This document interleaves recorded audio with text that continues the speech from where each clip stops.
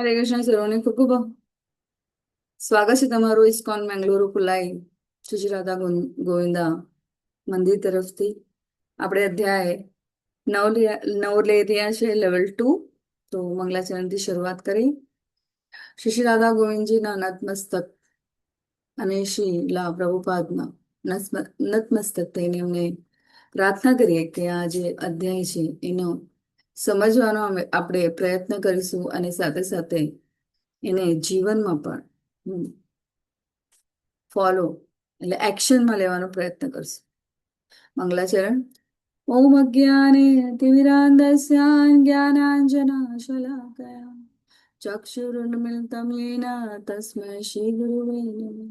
શ્રી ચૈતન્ય મનોભીષ્ટં સ્થાપિतं येन स्थापितमेन भूतले भूतले स्वयं रूप कदा कदा मह्यं ददाति स्वपदान्तिकम्.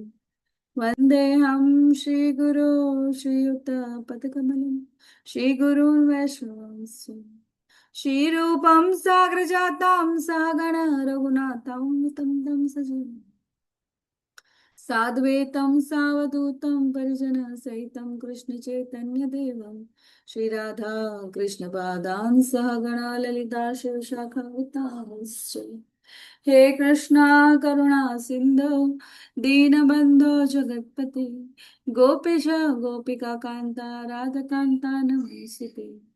तप्त कांचन गौरांगी श्री राधे वृंदावनेश्वरी वृषभानुसुते देवी प्रणमामि हरिप्रिये. नमो विष्णुपादाय कृष्णपृष्ठाय भूतले श्रीमते भक्तिवेदांत स्वामी नमस्ते सरस्वती देवे गौरवाणी प्रचारिणे निर्विशेष शून्यवादी पार्षदेस्तम. जय श्री कृष्ण चैतन्य प्रभु नित्यानंदा श्री अद्वैता गदाधर शिवसादि गौर भक्त. जय श्री कृष्ण चैतन्य प्रभु नित्यानंदा श्री अद्वैता गदाधर शिवसादि गौर भक्त. जय श्री कृष्ण चैतन्य प्रभु नित्यानंदा श्री अद्वैता गदाधर शिवसादि गौर भक्त. सर्व शरणागत भावे. हरे कृष्ण हरे कृष्ण कृष्ण हरे कृष्ण कृष्ण हरे हरे हरे हरे हरे राम राम राम हरे. राम राम हरे हरे. તો દંડવત પ્રણામ સર્વને. ખૂબ ખૂબ આભાર જોડાવા માટે. ની શરૂઆત કરીએ 9મા અધ્યાયની. તો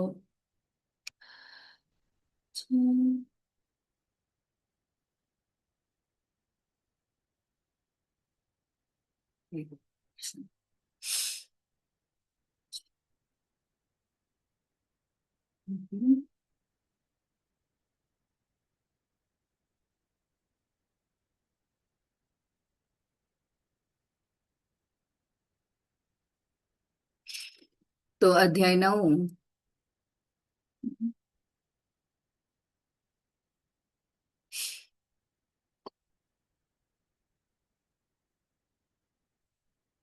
શું નામ છે અધ્યાયનું? ચાલો કયો હોમવર્ક કરીને આવ્યા 9મા અધ્યાયનું? હા, राजविद्या राजगुह्य योग વાહ. परम गुह्य ज्ञान. ખૂબ સરસ મત છે.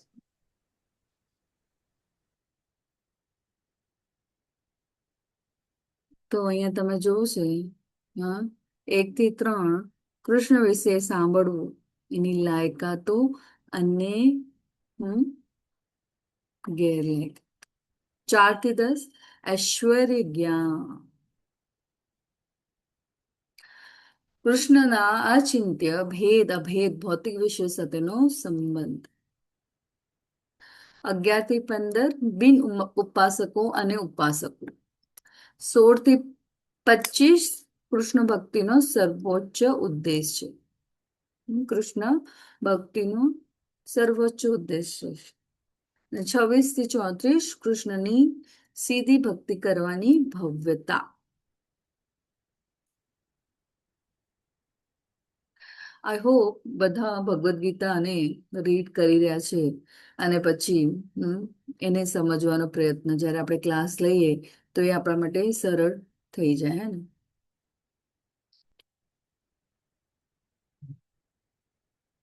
તો અધ્યાયનું નામ છે રાજવિદ્યા રાજગુહ્ય યોગ.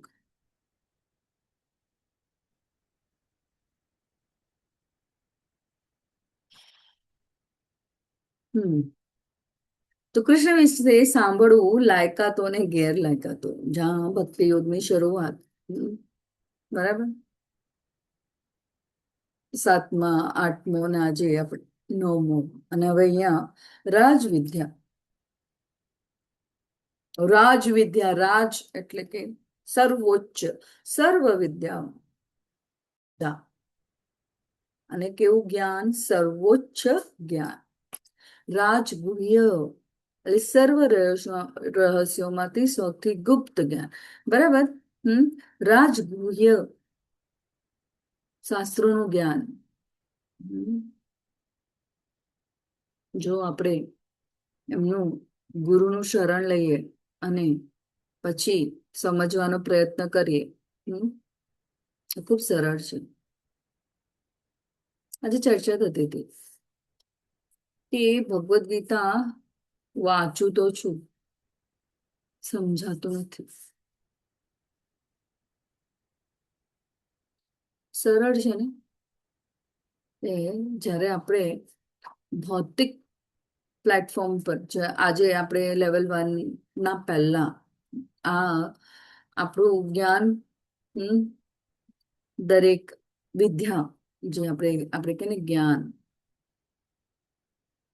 ભૌતિક જ્ઞાન એટલે કે સક્સેસફુલ, પૈસા કેવી રીતના મેળવવા, સક્સેસ કેવું થાય, હે ને? એ આપણે ટીચર કે કોઈ શિક્ષકે આપણને ક ખ ગ શીખવાડ્યું, આને ક કહેવાય, આને ખ કહેવાય, ત્યારે આપણે ક્યારેક કોઈ પૂછવા ન કરીએ, આવી રીતના જ. પણ જ્યારે આધ્યાત્મિક જ્ઞાન લેવાની વાત આવે, તારા પાસે ઘણા પ્રશ્નો હોય, શ્રદ્ધાને હોય ના, શરણાગત ભાવ ન હોય, ક્વેશ્ચનિંગ, કાઉન્ટર આર્ગ્યુમેન્ટ્સ. ભગવાને કીધું છે ને કે જ્ઞાન એક વિદ્યાર્થીનું લક્ષણ શું છે? એ ભાવ. તો અહીંયા જુઓ, લાયકાતો અને ગેરલાયકાતો પણ છે. તો અહીંયા વિદ્યાનો રાજા છે. આપણને આ જીવન, આ મનુષ્ય દેહનું ઇમ્પોર્ટન્સ શું છે ને એનું કાર્ય શું છે એ સમજાવે છે. કેટલા જન્મો, એટલે કે 84 લાખ જન્મ પછી આપણને આ મનુષ્ય દેહ મળ્યો છે. શાના માટે? તો પાછું બેક ટુ ગોલોકા. એટલે એ સર્વોચ્ચ જ્ઞાન છે. રાજગુહ્ય કેમ કીધું છે? સર્વ રહસ્યોમાંથી સૌથી ગુપ્ત રહસ્ય છે. તો અહીંયા સુધી પહોંચ્યા તો જ આપણને સમજાય ને, કેમ કે આનું કનેક્શન, તાત્પર્ય શું છે કે આપણે એ જ્ઞાન શાસ્ત્રને વાંચવાનો જ પ્રયત્ન નથી કર્યો. હા, આપણે બધું રિચ્યુઅલ્સ જોઈએ છે, આપણે બધું બોલિવૂડ સિરિયલો પરથી સમજમાં આવે છે કે આમ થાય, આવું થાય, તેવું થાય, યા કોઈ વખતે કોઈ એવા એસ્ટ્રોલોજરને પૂછીએ કે કઈ ઘણું બધું એવું. હા, પ્રયત્ન કરી કે મને આ દુઃખી કેમ છું, બધું છે, દુઃખી કેમ છે, મારા ગ્રહ નક્ષત્ર ખરાબ છે, શું છે, આપણે એવું જાણવાનો પ્રયત્ન કરીએ. પણ જેમ આપણે લેવલ 1 માં આવે, લેવલ 2 માં આવે, તો આપણે કનેક્ટ કરી શકીએ ને કર્મયોગ, કર્મ કેવું કરવું. તો આપણા પૂર્વજન્મના કરેલા કર્મોનું ફળ આપણે હમણાં ભોગવી રહ્યા છે. અને પછી એને કેવી રીતના આપણે અકર્મમાં, એટલે કૃષ્ણ ભગવાનને સેન્ટરમાં રાખીને કાર્ય કરે. તો સર્વ રહસ્યોમાંથી સૌથી ગુપ્ત રહસ્ય છે.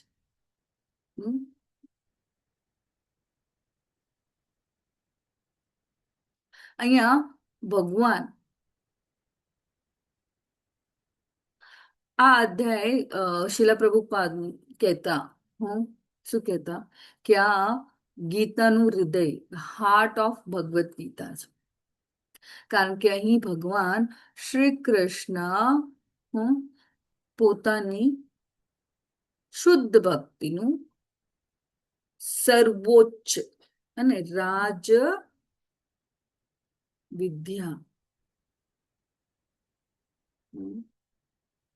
રાજગૃહ, ગૃહ એટલે રહસ્ય, શુદ્ધ ભક્તિનું રહસ્ય કેવી રીતના કરવું એનું મહત્વ સમજાવે છે. અને અહીંયા જોયું આપણે વાંચી રહ્યા છે ને આપણે કે 1 થી 3 ઈર્ષા રહિત વ્યક્તિને કૃષ્ણ વિશે ગુપ્ત જ્ઞાન સાંભળવાની મંજૂરી આપે છે. અને એટલે હમણાં સુધી આપણે પોતાને સેલ્ફ અસેસ કર્યું કે આપણે કઈ કેટેગરીમાં છે. અને શ્રદ્ધાહીનતા વ્યક્તિને જન્મ અને મૃત્યુ તરફ વિવશ કરે છે. બરાબર છે. હવે આપણે અધ્યાય 8 નું કનેક્ટિવિટી જોઈએ આ અધ્યાય સાથે. ભગવાને આપણને શું જ્ઞાન આપ્યું? મૃત્યુ સમયે ભગવાનને કેવી રીતે પ્રાપ્ત કરવા, સતત અભ્યાસ દ્વારા. ને મૃત્યુ સમયે કૃષ્ણનું સ્મરણ કરવું, આખું જીવન ભગવાનનું સ્મરણ કરવું, ને પછી ગંતવ્ય. અને ભક્ત શું ચાહે છે? યોગીઓ હે ને તો ગોલોકા વૃંદાવન ધામ, પરમ ધામને પ્રાપ્ત કરે. તો જો એ ભગવાનને પ્રાપ્ત કર્યા પછી શું નથી થતું? પુનર્જન્મ નથી થતો. એ ચક્રમાંથી આપણે છૂટી જઈએ, જન્મ મૃત્યુ. ને ભક્તિ યોગ કરનારને ભગવાને કીધું બધા યજ્ઞ, તપ, દાન, વેદો ના અભ્યાસનું ફળ આપોઆપ પડે છે. હવે અર્જુનના મનમાં પ્રશ્ન અને કન્ટિન્યુએશનમાં ભગવાન છે કે છે કૃષ્ણ જે જ્ઞાનને પ્રગટ કરવાના છે તેની મહિમા કરે છે. હવે આપણને પણ પ્રશ્ન થઈ શકે ને, જો ભક્તિ આટલી મહાન છે તો ભક્તિ શું છે? આપણો ભગવાન સાથે સંબંધ શું છે? બરાબર.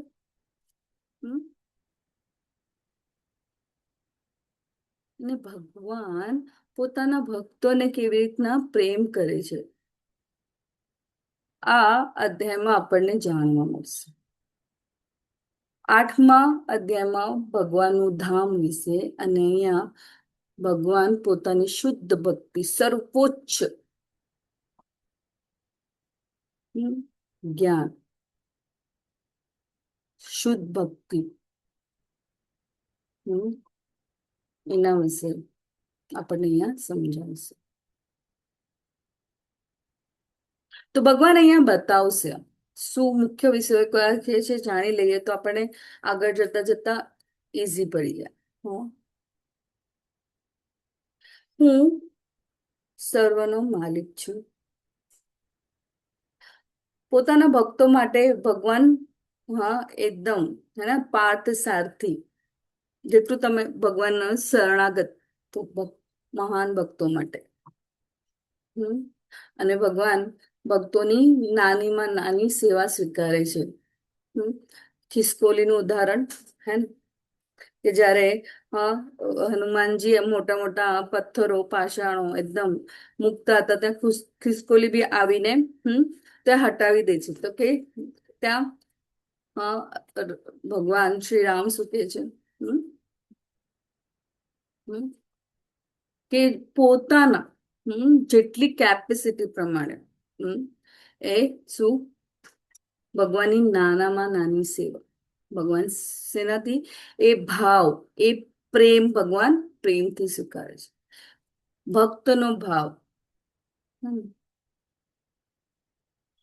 તો અહીંયા ભગવાન શું કહે છે?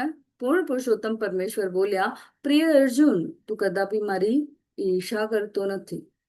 તેથી હું તને આ પરમ ગુહ જ્ઞાન તથા સાક્ષાત્કાર વિશે જણાવીશ કે જે જાણી તું ભૌતિક અસ્તિત્વના સર્વ કલેશોમાંથી મુક્ત થઈશ. તો કયું જ્ઞાન? શુદ્ધ ભક્તિ, હે ને?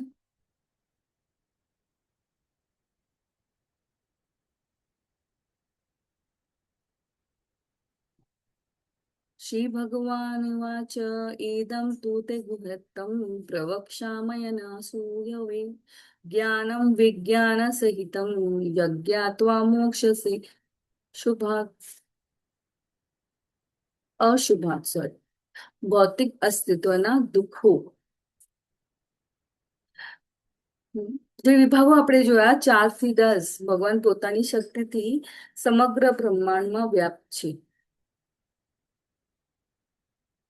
અને ભગવાન પોતાના ધામમાં પણ વ્યક્તિગત સ્વરૂપે રહે છે. કોઈ એવું લાઈટ ની આપણે સમજ્યા ને બ્રહ્મ ભગવાન, ભગવાન પરમાત્મા અને ભગવાનનો તફાવત. અને મૂર્ખ લોકો ભગવાનને ઓળખી શકતા નથી. એવો ભગવાનને શું જાણે છે? સામાન્ય મનુષ્ય તરીકે માને છે. બુદ્ધિશાળી અને મહાત્મા પણ કહે છે ભગવાન. કોણ? જે ભગવાનને જાણે છે. બધા જ યજ્ઞોના ભોગતા પણ ભગવાન છે, ને જે ભગવાને પ્રેમથી આપે છે. પત્રમ ફૂલમ ફલમ તોયમ, દરેક કાર્ય ભગવાનને અર્પણ કરવું. ને ભગવાન બધાને સમાન દ્રષ્ટિએ જોઈએ છે.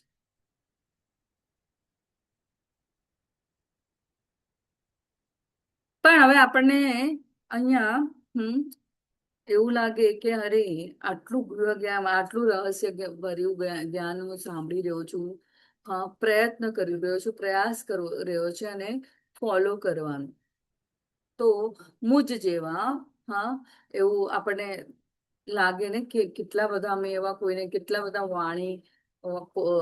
કે ને વાણીનું તપ, શરીરનું તપ, મનનું તપ, પણ એવું મનથી એવા ભાવ કોઈના માટે વ્યક્ત કર્યા છે.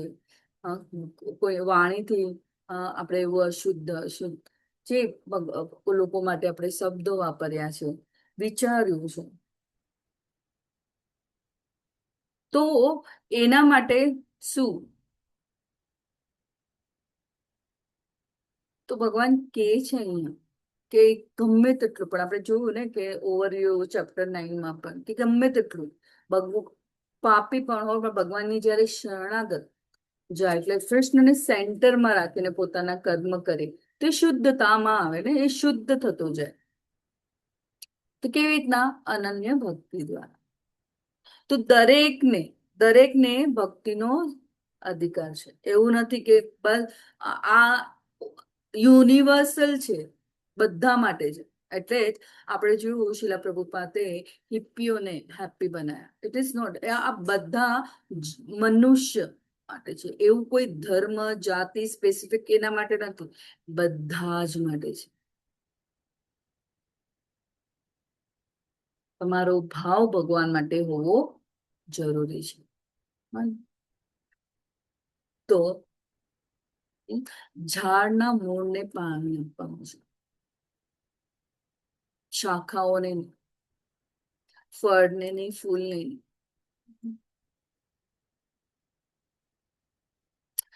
એટલે આને આપણે પૂરું ચેપ્ટરનું સાર આપણે વિભાગો આપણે સમજી લીધું.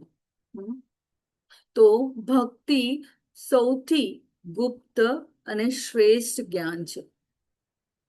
જો અહીંયા સુધી પહોંચી ગયા આપણે, જુઓ ને, લેવલ 1 થી લેવલ 2 શાના માટે? જાણવાનું, ભગવાનના શરણે જવાનું, શ્રદ્ધા ભાવે.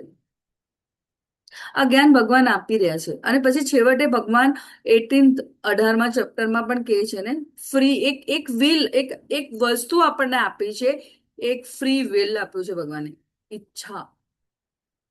મેં તને જ્ઞાન આપી દીધું, હવે તું તારી ઈચ્છા પ્રમાણે તને ફોલો કરવું હોય ન કરવું હોય, એ તારો કોલ છે ને, ડિસિઝન છે. એ ખૂબ જરૂરી છે આને સમજવું. તો આ છે પરમ ગોપનીય જ્ઞાન. અહીંયા શું છે? ભગવાન ઈદમ તો તે ગુહતમ પ્રવક્ષામ અન શું છે? સુયવે. અહીંયા છે ઈર્ષા ન કરનાર. ન સૂયવે. હા, અનસુયવે. અનસૂયવે એટલે ઈર્ષા ન કરનાર. ભગવાન પ્રત્યે આદર ભાવ, શરણાગત. આપણે શું છે? ભગવાનના અંશ અને ભગવાનના દાસ. આ ભાવ હે ને? ભગવાન પ્રત્યે ઈર્ષા ન રાખી, ભગવાનને સર્વોચ્ચ માને. એટલે જ અહીંયા ભગવાન કહે છે ને, તેથી હું તને ગુરુ અને શાસ્ત્રમાં શ્રદ્ધા રાખે, કારણ કે વેદો જ ભગવાન પરથી ઉત્પન્ન થાય છે. તો એ સાક્ષાત ભગવાનના શબ્દો છે ને.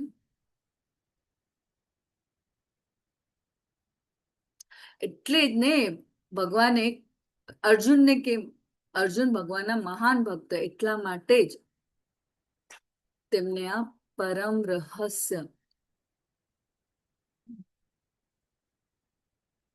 આજે આમાંથી જ આપણે જાણીએ, કંસ અને શિશુપાલ નું ઉદાહરણ લઈએ. કેવા હતા શિશુપાલ? ભગવાનને કેવા અપશબ્દો, અને ભગવાને શું કર્યું? ભગવાન બધા માટે સમભાવ રાખે, but then cross the limit. ઈર્ષાળુ અને કંસ અને શિશુપાલ. તો મેળવવાનું, હા, આપણે સાધન શું છે? શ્રવણમ. આપણે આપણી તર્ક વિતર્કો દ્વારા ભગવાને આપેલા જે જ્ઞાનને પોતાના તર્ક વિતર્કોથી જે એને જે વિચારે કે ભગવત મને બધું ખબર છે, મેં ભગવદ્ ગીતા વાંચી છે, તો મને એવું લાગ્યું કે ભગવાને કીધું કર્મયોગ પર ધ્યાન આપ. ભગવાન અમુક લોકો પોતાના તર્ક વિતર્કો દ્વારા એમ કે ના, ભક્તિમાં આવું આવું છે, તો આઈ એમ થિંકિંગ દેટ વે, કે હું કોઈનું ખરાબ નથી કરતું. ધીસ ઇઝ વોટ આઈ, એને એવી રીતના સમજવા. અને જેને એમ વિચાર્યું જ્ઞાન યોગ, મારા માટે તો હું જ્ઞાન, એટલે એ પોતાના તર્ક વિચાર. But it is not. આધ્યાત્મિક જ્ઞાન પોતાની કલ્પના પ્રમાણે નહીં કરવું, તર્ક વિતર્કો, ગુરુ પાસેથી, શાસ્ત્રો અને ભક્તોના સંગ. હરે કૃષ્ણ. ધર્મ માતાજી. માતાજી કોવિડ જતું રહ્યું, નેટ ઇશ્યુ હતો ને એટલે. હા, હરે કૃષ્ણ. માતાજી નેટવર્ક ઇશ્યુ હતો ને, તો હું લેફ્ટ થઈ ગઈ, તો કોવિડ ઓકે, જતું ઓકે. રહ્યું.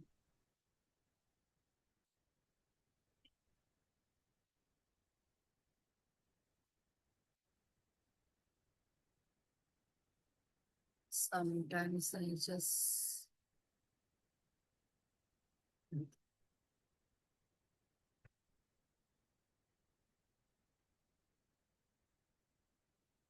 તો મહારાજ પરીક્ષિતે શું કર્યું? 7 દિવસ તો શ્રવણમ, ભાગવતમનું શ્રવણ કર્યું. ભક્તોના સંગમાં આપણે પણ શું કરી રહ્યા છે? તો શું ફાયદો થાય? આ જ્ઞાનથી હા, જન્મ મૃત્યુ, વૃદ્ધાવસ્થા અને રોગ ના દુઃખોથી મુક્ત થઈ જાય. તો એનો અર્થ નથી વૃદ્ધાવસ્થા આવવા નથી, આવશે. હા, જન્મ મૃત્યુ જરાવાથી આપણે બાય ડિફોલ્ટ સાથે લઈને આવ્યા છે, આવશે.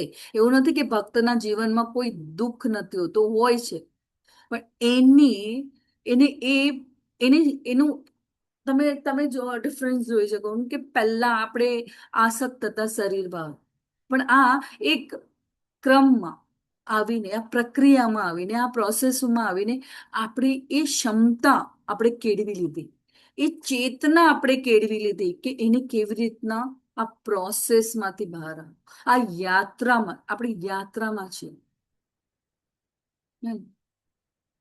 આપણી જીવન યાત્રા છે. ને એ યાત્રામાં આપણું પરમ લક્ષ્ય છે ભગવાનની સેવા, કૃષ્ણ.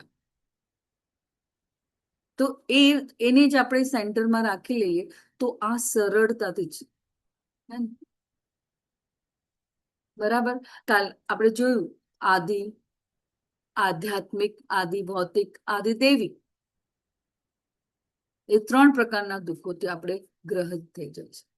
એનાથી બહાર આવવાનું એટલે કે રાજવિદ્યા, આ બધી વિદ્યાઓનો રાજા, કારણ કે આ જ્ઞાન સીધું ભગવાન વિશે છે, આત્માનું ઓળખ કરાવે છે. અને અંતિમ લક્ષ્ય છે જે જીવનનું, એ સમજાવે છે. અને જન્મ મૃત્યુના ચક્રોમાંથી આપણને મુક્તિ અપાવે છે. બરાબર છે.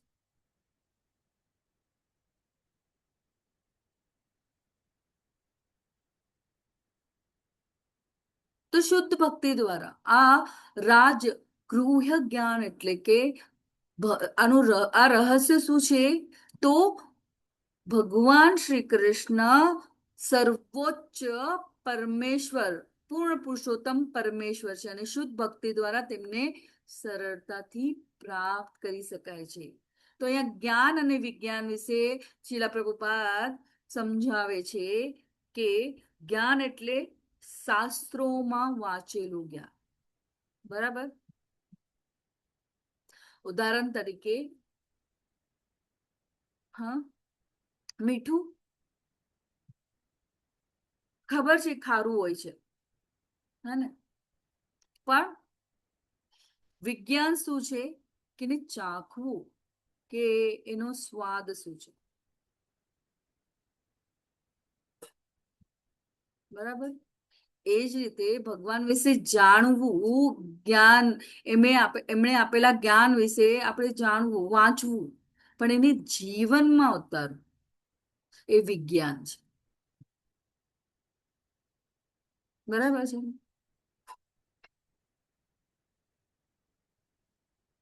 ધ્રુવ મહારાજ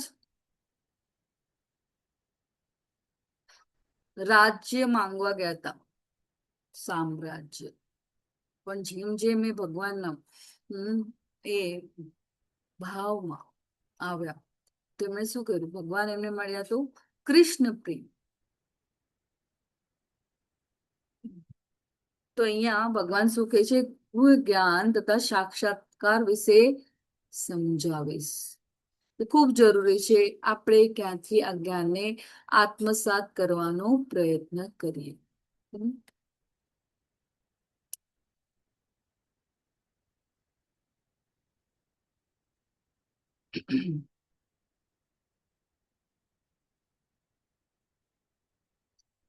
રાજવિદ્યા રાજગુહ્યમ પવિત્રમિદમ ઉત્તમમ પ્રત્યક્ષાવગમમ ધર્મયસુ સુખમ કર્તુમ્ય વ્યયમ. હવે એની પહેલા આ જ્ઞાન સર્વ વિદ્યાઓનો રાજા છે, જે સર્વ રહસ્યોમાં સર્વાધિક ગુહ્ય છે. તે વિશુદ્ધતમ જ્ઞાન છે, અને તે સાક્ષાત્કાર દ્વારા આત્માનો પ્રત્યક્ષ અનુભવ કરાવે છે. તેથી તે ધર્મની પૂર્ણતા છે, તે અવિનાશી છે અને આચરવામાં સુખદ છે.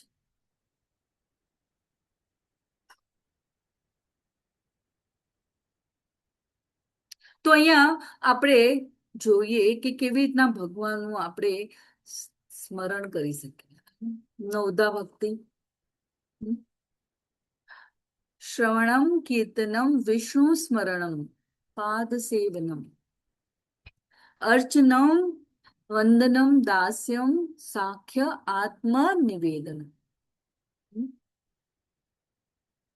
આ ભક્તિના 9 અંગો છે: શ્રવણ, કીર્તન, સ્મરણ, પાદ સેવનમ, અર્ચનમ, વંદનમ, દાસ્ય, સાખ્ય, આત્મ નિવેદન. તો શીલા પ્રભુપાદ આપણને કહે છે આ 9 માંથી એક અંગને શુદ્ધતાથી કરવાથી જીવન સફળ થઈ જાવ. શ્રવણમ આપણે કરી રહ્યા છીએ, અને અહીંયા શ્રવણમનું એક્ઝામ્પલ કોણ છે? હમણાં જ હું બોલી ગઈ. પરીક્ષિત, રાજા પરીક્ષિત. પરીક્ષિત મહારાજ. તો આપણા જીવનમાં આપણે શું કરવાનું? ભગવદ ગીતા સાંભળવું, હા, શ્રીમદ ભાગવતમ સાંભળવું, શાસ્ત્રોનું વાંચન કરવું. એટલા માટે જ હા, વન ઓફ ધી બેસ્ટ ભક્તિની શરૂઆત સાંભળવાથી અને આપણે એને વાંચવાથી, એટલે જ કેમ આપણે ભગવદ ગીતા વાંચો, ભાગવતમ સાક્ષાત કૃષ્ણ ભગવાન છે. વાય અને ગુરુ આપેલા જ્ઞાન સાંભળવું, આચરણ પણ કરવું. એટલે જ ને ભાગવતમનું જ્ઞાન સાંભળીને ભગવાનના ધામમાં પરીક્ષિત મહારાજ કીર્તનમ, ભગવાનના નામ અને મહિમાનું ગાન કરવું. તો એ કોણ કર્યું? સુખદેવ ગોસ્વામી. ને આપણે શું કરી શકીએ? હરે કૃષ્ણ મહામંત્રનો જાપ, સંકીર્તન. હા, આ જે એક પ્રોસેસ છે, જે શિલા પ્રભુપાદે દરેક વિશ્વમાં દરેક ઇસ્કોન મંદિરમાં ફોલો થાય છે. સવારના મંગલા આરતી, નરસિંહ આરતી, તુલસી આરતી, જાપ, નરસિંહ આરતી, પછી દર્શન આરતી, હા, પછી ગુરુ પૂજા, હા, શીર્ષાષ્ટકમ, શિષ્ટાષ્ટકમ. અને એ બધું જ એક પ્રોસેસ છે ને. અને પછી ભાગવતમ, એટલે તમે શું 4:30 થી એટલે કે 3:30 થી શરૂઆત થઈ જાય. એક ભક્ત પોતાનું દૈનિક કાર્ય સવારનું જે કરવાનું હોય એ પછી, પણ ઇટ ઇઝ નોટ મેન્ડેટરી. એવું નથી કે લેવલ 2 આપણે નવા હરિભક્તો હોય તો ઇટ ઇઝ, તમે જ્યારે પણ 4:30 વાગે તમારી આંખ ખુલે જોઈન થાઓ. તમને એવું લાગે કે નથી ઉઠાતું, it's okay, give yourself time. એવું નથી કે એક જ દિવસમાં પરિવર્તન, બટ પ્રયત્ન કરવો જરૂરી છે, હે ને? પ્રયત્ન ખૂબ જરૂરી છે. પછી આવે છે ત્રીજું સ્મરણ, ભગવાનનું સ્મરણ. તો પ્રહલાદ મહારાજ ક્યારે એ ડામાડોળ થયા, એમના પિતા પોતે, હા, એમને એટલો ત્રાસ આપતા, પણ ક્યારે એ નાનું બાળક એવું વિચારે છે?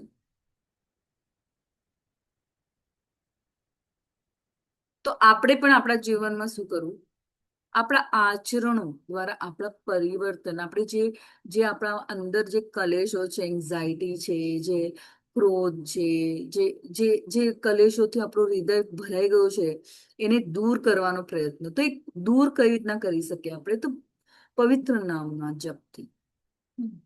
તો એ કર્મને ભગવાન કહે છે કશું છોડવાની જરૂર નથી. આચાર્યો પણ કીધું, શિલા પ્રભુ પણ, જ્યાં છો ત્યાં જેવી પરિસ્થિતિમાં છે, એ ફક્ત ભાવ, એ કેવી રીતના ભગવાનને આપણે જોડી શકીએ. પાદ સેવન આપણે જોઈએ ને, કોણ કોણ એક્ઝામ્પલ છે પાદ સેવનમાં? કોણ આવે? સાક્ષાત રામ આવે, ભગવાન રામ, ભગવાન રામ એના લક્ષ્મીજી આવે. પિતાજીના ચરણ સ્પર્શ કરતા. લક્ષ્મીજી. લક્ષ્મીજી, લક્ષ્મીજી જ હે આવે. ને? તો આપણે કેવી રીતના ભગવાનની સાથે કરવું? તો ભગવાનનું ચરણામૃત લેવું. પછી હમણાં આવે છે રથયાત્રા, ત્યાં જવું. એવી રીતના ચરણ, મંદિરમાં સેવા કરવી. તમે જ્યાં છો ત્યાં નજીકમાં જઈને યુ કેન સર્વ. હમણાં આપણે જગન્નાથજીની રથયાત્રા નીકળશે, જ્યાં છો ત્યાં જઈ શકો તો અતિ ઉત્તમ, કેમ કે સંગ મળે એવું. અમારી શરૂઆત જ ભક્તિની એવી રીતના, અમે વૃંદાવન યાત્રામાં ગયા હતા, અને સંગ, એવો સંગ ખૂબ સરસ. એવી તો આપણા જીવનમાં આપણે કેવી રીતના ભગવાનની આ લક્ષ્મીજી, તો મહાલક્ષ્મીજી એ ઉદાહરણ છે. અર્ચનમ તો મહારાજ પુરુથુ, એમણે ભગવાનની નિયમિત અર્ચના કરી. તો આપણે પણ આપણા ઘરમાં પણ કરી શકીએ. દેવો, પ્રસાદમ, ભોગ ધરાવવું, ધૂપ, ફૂલ અર્પણ કરવું. પત્રમ ફૂલમ ફલમ તોયમ, પરિસ્થિતિ પ્રમાણે. પણ એવું છે ને કે આપણે જોઈએ પ્રસાદમમાં પણ આપણે એક હોય કે 16 વર્ષના યુવાનને જેટલું જોવે એ પ્રમાણેનું ભોગ આપણે ભગવાનને ધરાવવો જોઈએ તુલસી પત્ર સાથે. હા ને, તો હવે એટલી નાની વાટકી રાખી દેવી. આપણે પોતે જ જોઈએ કે આપણને કેટલું જોઈએ છે એ પ્રમાણેનું ભગવાનને ભોગ ધરાવવું અને પછી બધું મિક્સ કરી દેવા એટલે બધા પરિવારજનોને પણ એ પ્રસાદમ મળે. ચેતના આપોઆપ શુદ્ધ થતી જાય. વંદનમ ભાગવતમમાં જો તમે ભાગવતમ ના વાંચો અક્રૂરજી ભગવાન એકદમ ખૂબ સરસ સુંદર પ્રાર્થનાઓ કરી. તો આપણે શું કરી શકીએ? આપણે પણ ભગવાનની મંગલા આરતીમાં આવીને ભગવાનની પ્રાર્થના કરી શકીએ. વૈષ્ણવો જો વૈષ્ણવો આપણે જયારે આપણે હવે એમ વિચારે કે હે ને કોઈ ભજન છે જો શુદ્ધ વૈષ્ણવોએ ભજન ગાયા હોય એમના શબ્દોનું પુનરાવર્તન કર્યું એ ભજન લેવું વૈષ્ણવ ભજન. તો એમણે જે ભાવથી એ ભજન ગાયા હોય એ ભાવમાં થોડો ઘણો આપણે પણ એ ભાવથી ભગવાનને ભજન ભગવાનના વૈષ્ણવ પ્રાર્થના કહેવાય એને ભજન ગાવા. સાતમું છે દાસ્યમ.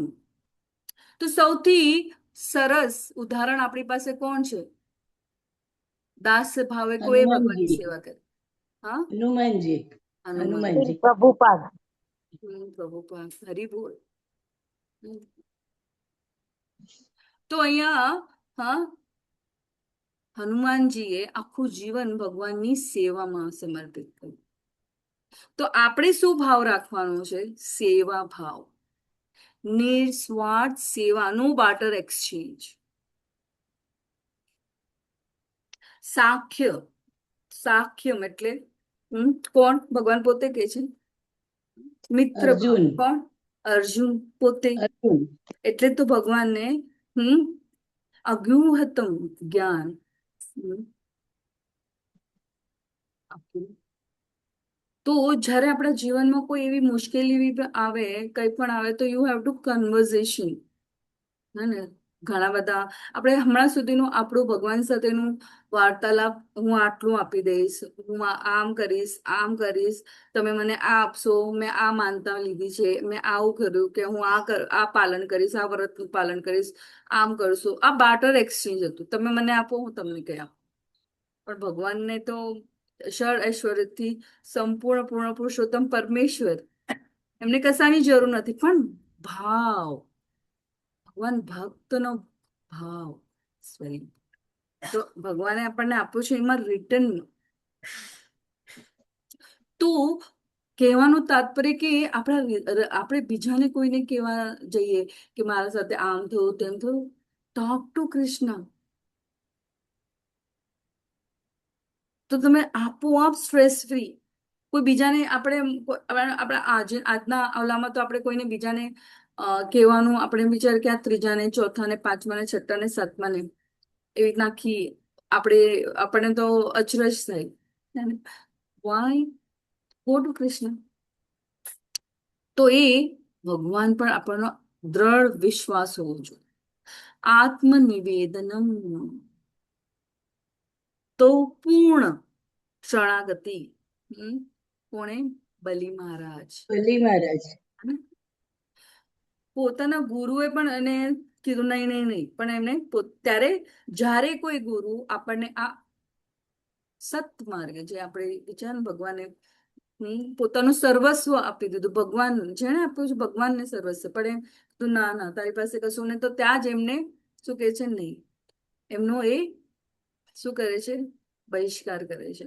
અને પછી ભગવાનનું એવી રીતના એ ભાવ બધું જ ભગવાનનું છે. તો આપણે પણ એ જ ભાવ સાથે ભગવાનને સમર્પણ થવાનું છે. આત્મનિવેદનમ, પોતાની ભગવાનની સેવામાં સમર્પિત કરવું. તો જો આ નવદા ભક્તિનું એક એક અંગ આપણે કીધું કે આ શ્રવણમ પરીક્ષિત મહારાજ, કીર્તનમ સુખદેવ ગોસ્વામી, સ્મરણમ પ્રહલાદ મહારાજ, દાસ્ય હનુમાનજી, અર્જુન સાખ્ય આત્મનિવેદન,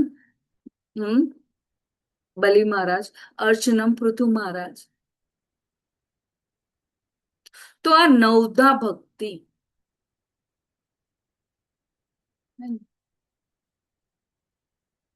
તો જે ભક્ત અનન્ય ભક્તિ કરે છે તેની જરૂરિયાતો ભગવાન પૂરી કરે છે. આપણે કશું કરવાની જરૂર, અને પ્રેમથી.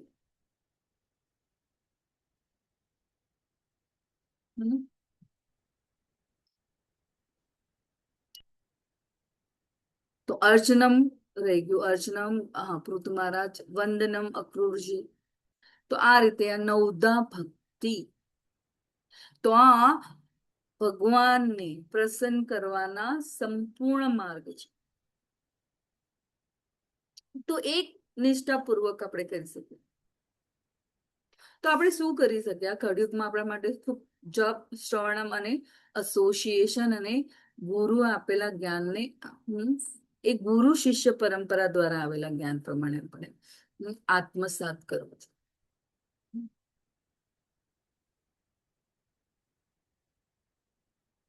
તો આ શ્લોકમાં તમે જોઈ શકો છો,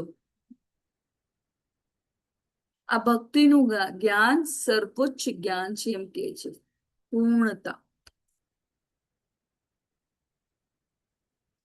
તમામ સર્વ વિદ્યાઓનો રાજા છે. એટલે કે નવધા ભક્તિનું સમજવું એટલે કે આપણે પહેલા સાથે આપણે કનેક્ટ થયા. હવે બીજાનું, તો અહીંયા આપણે સમજશું રાજ વિદ્યા, વિદ્યાઓનો રાજા, તમામ શિક્ષાઓમાં શ્રેષ્ઠ. અને આત્મા ભગવાન આપણને જીવનનું લક્ષ્ય, સાચું લક્ષ્ય શું છે એ સમજાવે છે.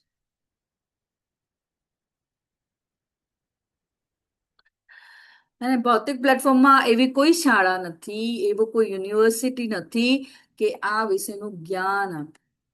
આજની તારીખમાં આપણે જો બધાને, બધા જ વિદ્યાર્થીઓ આપણે જોયું કેટલું એવું, એક તો it is so critical condition કે એ લોકોને મીડિયાનું કેટલું એક્સપોઝર છે. તમે જુઓ કે એ લોકોનું અટેન્શન સ્પાન કેટલું ઓછું થયું છે. અમે જ્યારે વર્કશોપ લઈએ ત્યારે અમે પણ, જ્યારે અમે ક્લાસમાં જઈએ તો વી ઓલ્સો અન્ડરસ્ટેન્ડ, વધારે 15 મિનિટ્સ, કોઈમાં તો એવા હોય કે હાઈપર એક્ટિવ કિડ્સ 7 મિનિટ્સ, એનાથી વિશેષ એ લોકો ક્યારે પણ બેસી શકતા નથી.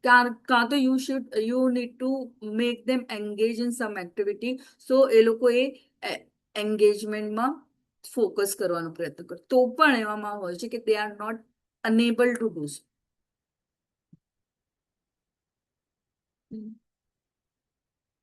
કારણ કે ફક્ત એ એક્સપોઝ, અહીંયા એ ડિસ્કશન કરવાનું કારણ છે કે એટલા તરંગો એ લોકોના, એટલા નાના સ્પાનમાં કેટલી બધી રીલ્સ આપણે જોઈ લેતા હશે ને, ફટાફટ એક હમણાં તો તમે જો એક મિનિટની 30 સેકન્ડ્સની એવી રીલ્સ, અને એ રીલ્સ સાથે કેટલું બધું ચાલતું હોય, કેટલા તરંગો, એ માઇન્ડ કેટલું એક્સેપ્ટ કરશે.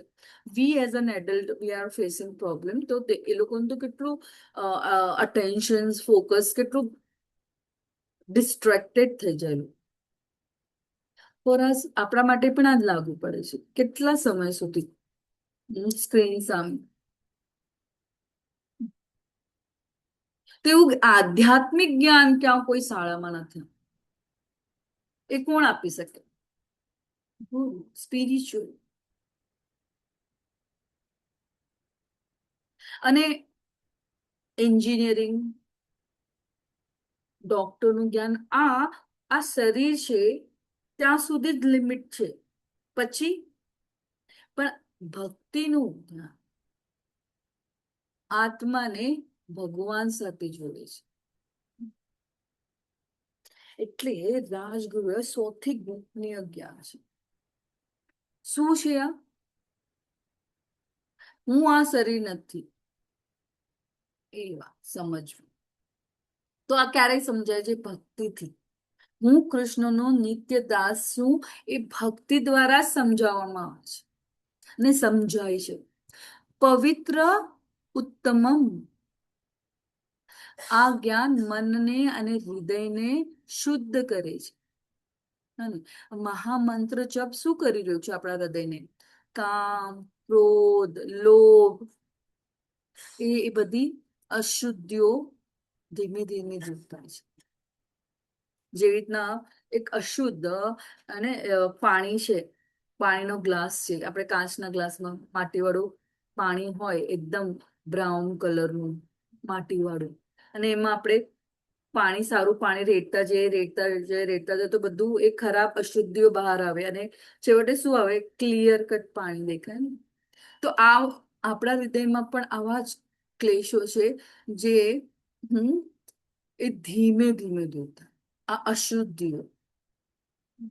અને આ જ્યારે ભક્તિથી આ હૃદય શુદ્ધ થાય છે તો આપણે ભગવાન સાથે કનેક્ટ થઈ શકીએ છીએ. પ્રત્યક્ષાવગમ, ભક્તિને અનુભવ કરી શકાય છે. જો તમે પરિવર્તન જોતા હોય તો જપ દ્વારા મન શાંત થાય છે, પણ જરૂરી છે. આપણને એવું લાગે કે મારું હમણાં મન શાંત નથી થયું. Yes, give yourself time. આટલા વર્ષોનું આપણે સ્વભાવ લઈને ચાલી રહ્યા છે, તો ઓવરકમ થતા ધીમે ધીમે ધીમે ધીમે, અને એક જ દિવસમાં. અને કોઈ કોઈ એવા ભક્તો પણ છે કે લેવલ 1માં 16 માળા કરવાની ચાલુ કરી દે. Give yourself time, no problem. પણ કેવી રીતના? તો જપ કરવાથી, પ્રસાદ લેવાથી, સત્સંગથી એ પરિવર્તન છે. હા, ધર્મયમ. તો આ ભક્તિ શું છે?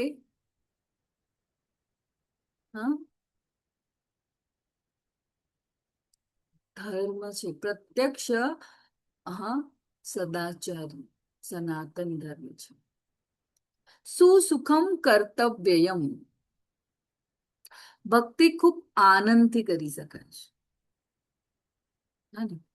આનંદ આવે હરિનામ સંકીર્તનથી, ભગવાનનું ભજનથી. તમે જાઓ ઇસ્કોનના કોઈ મંદિરમાં તો કીર્તન હશે, કેવું મન શાંત થઈ જાય, તરત જોડાઈ જાય. પ્રસાદ, સેવા, અવ્યયમ, ક્યારેય નષ્ટ નથી થતી. થોડો પણ પ્રયત્ન વ્યર્થ નથી જતો. આ કેરી ફોરવર્ડ થાય છે. અગર જો આ જન્મ પૂર્ણતા ના આવી તો કેરી ફોરવર્ડ થાય છે. ભૌતિક જ્ઞાન આ જીવન છે ત્યાંથી, અને પછી પાછું બીજું શરીર પ્રાપ્ત થાય તો એ પાછું કખગથી ચાલુ કરવું પડે છે. પણ ભક્તિમાં એવું નથી.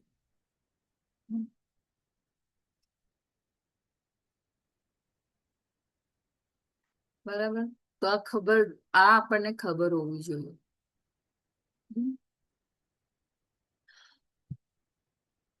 કર્મમાં બંધનમાંથી ક્યારેય આપણે જોડાઈએ જ્યારે અવિદ્યા હોય, જ્યારે આપણે આ શરીરને પોતાનું સ્વરૂપ માનીએ. બરાબર? અને અજ્ઞાનતાથી શું થાય? એ ઇન્દ્રિય તૃપ્તિ કરવાની વૃત્તિઓ જાગ્યા, અને પછી છેવટે શું થાય? આપણે એ ખોટા કર્મો કરવા માટે પ્રેરાઈએ. બરાબર? પછી આપણને એમ થાય કે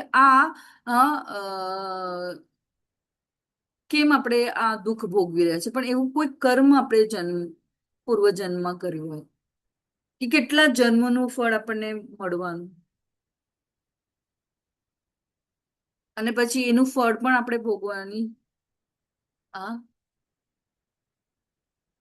ભોગવતા હોઈએ.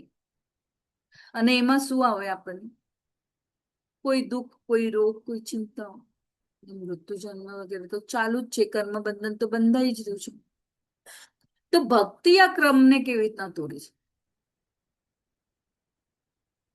હરે કૃષ્ણ મહામંત્ર, પૂર્ણ સ્વરૂપ રીતે આ કલયુગમાં આપણે બહુ જ ભાગ્યશાળી છે કે ફક્ત કોઈ શાસ્ત્રોનું, એટલા બધા ઉપનિષદો છે, કેટલું બધું છે, હે ને, આ વેદોનું, ભગવાને કીધું કશું કરવાની જરૂર નથી. ભગવદ્ ગીતા માર્ગદર્શિકા છે. ભાગવતમ ભગવાનની લીલાનું શ્રવણન કરો અને પીએચડી ચેતન ચરિત્ર, બસ એટલું જ. ધીરે ધીરે ધીરે તો એનાથી શું થાય? અજ્ઞાનતા દૂર થાય, પાપ કરવાની વૃત્તિઓનો નાશ થવા માંડે. અને જે પાપના બીજો જે આપણે કેટલા જન્મોના લઈને આવ્યા છે એ એ ધીરે ધીરે સમાપ્ત થવાનું. પણ એ જરૂરી છે પૂર્ણ શ્રદ્ધા સાથે, ભક્તિ ભાવે. એવું નથી ને કે જપ કરું છું તો એ પાપનો નાશ થઈ રહ્યો છે, ના. અને જપ કર્યા પછી હું બીજા બધા નો નો નો. એ કર્મ તમે જે કરો છો એ કર્મનું ફળ તમને જરૂર મળે છે. પણ જ્યારે તમે કૃષ્ણને સેન્ટરમાં રાખો છો તો એ હું અકર્મી થઈ ગઈ છે. એટલે બહુ જરૂર છે. અને જ્યારે ભગવાનને સેન્ટરમાં રાખે તો ઓબ્વિયસ છે કે દેટ કર્મા એ શુદ્ધ. હે ને? તો આટલા સુધી બધાને બરાબર સમજાયું? હા, બરાબર. આગળ વધીએ. તો ઐશ્વર્ય જ્ઞાન કૃષ્ણનો આ વિશ્વ સાથેનો સંબંધ.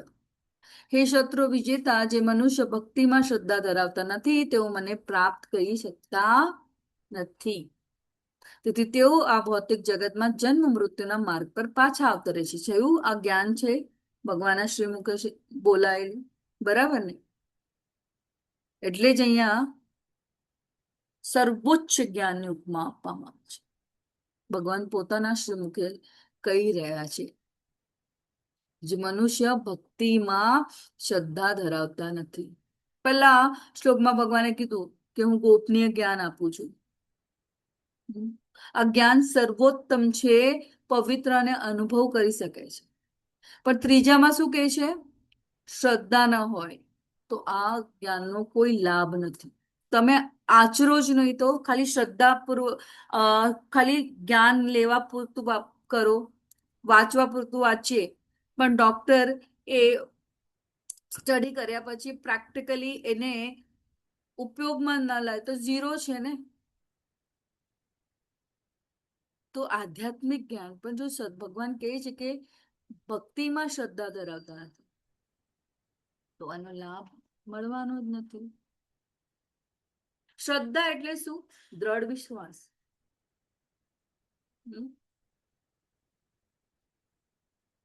હમણાં આપણે જોઈએ ઘણા બધા એવા હોય,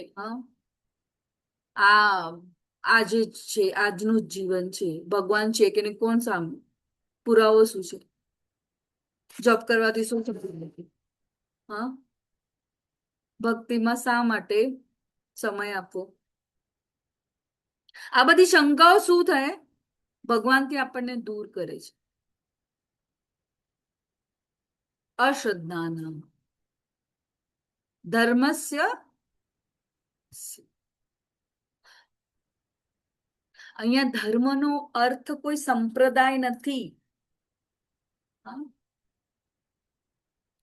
આત્માનો ભગવાન સાથે જોડાવાનું છે, ભગવાનની સેવા કરવાનું છે.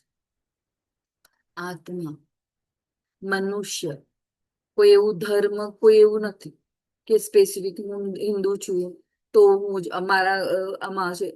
It is for everyone. અપ્રાય મામ, એવા લોકો ભગવાનને પ્રાપ્ત કરી ના શકે. ભલે તેઓ ખૂબ વિદ્યા એટલે ખૂબ ભણેલા હોય, ધનવાન હોય ને યોગી હોય, પણ જો ભગવાનમાં શ્રદ્ધા નથી તો એ ભગવાન સાથે કનેક્ટ ના થઈ શકે. જો એ કૃષ્ણને જાણી ના શકે. મૃત્યુ સંસાર વર્તમની, જન્મ મૃત્યુ વૃદ્ધાવસ્થા ને રોગ. તો આ ચક્રમાં ભૌતિક જગતમાં જન્મ મૃત્યુના માર્ગ પર પાછા આવતા રહે છે. એ ચાલુ જ છે.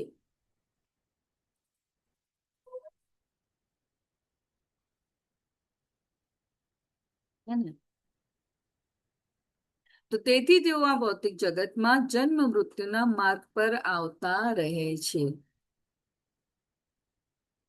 તો પ્રહલાદ મહારાજ બાળપણમાં જ અડગ શ્રદ્ધા, કષ્ટ આવ્યા. આપણને કોઈ આપણા માતા પિતા કઈ બોલી દેતો તો કેટલું હર્ટ થઈ જાય ને.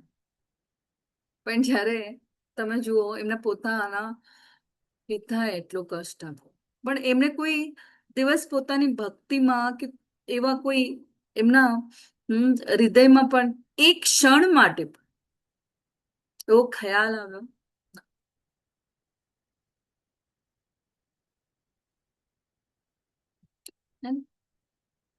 તો ખૂબ જરૂરી છે એમને સમજવું. શ્રવણમ કીર્તન જપ. તો એ પ્રમાણે આપોઆપ આ જન્મ મૃત્યુના ચક્રોમાંથી આપણે છૂટી જઈએ છીએ.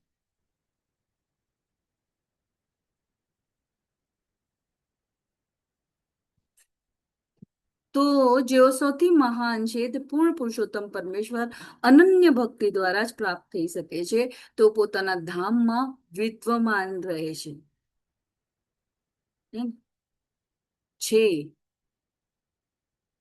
પૂર્ણ પુરુષોત્તમ પરમેશ્વર શ્યામ સુંદર સ્વરૂપ સાક્ષાત ભગવાન દ્વાપર યુગમાં આવ્યા. ધર્મની સ્થાપના અને એનાથી બી વિશેષ ભગવાન ભક્તો માટે ખાસ કરે.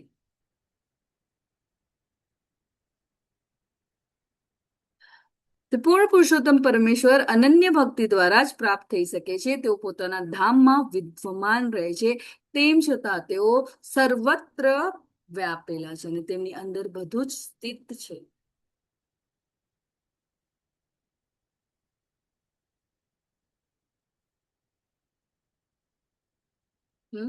22મો શ્લોક.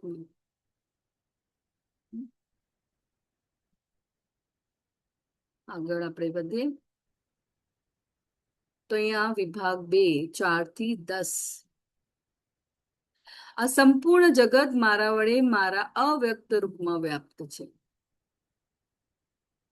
મયા તદમિદમ સર્વ જગત વ્યક્ત મૂર્તિના મત્સ્યાની સર્વભૂતાની ન ચાહમ તેષ અવ્યવસ્થિત. મારી અવ્યક્ત શક્તિથી આખું બ્રહ્માંડ વ્યાપ્ત છે. અહીંયા તમે ખૂબ સરસ ભગવાનની લીલા છે ને.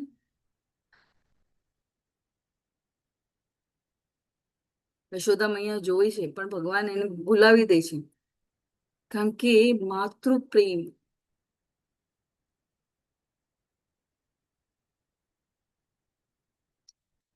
યશોદા મૈયા જોઈ છે અને જો અગર એ જાણી જાય કે ભગવાન સ્વયં મારી સામે છે તો એમનું ભક્ત શું વિચારે. જે રીતના અર્જુન ભગવાનનું વિશ્વરૂપ દર્શન કરીને શું કહેવા લાગ્યા કે મેં જે કોઈ ભૂલી કર્યો અજાણતામાં તો મને માફ કરશો. તો જો યશોદા મૈયાને ખબર પડી જાય, એ તો ભગવાન બતાવે છે એવી બ્રહ્માનું મુખમાં દર્શન કરાવે છે, પણ પછી ભૂલાવી પણ દે છે.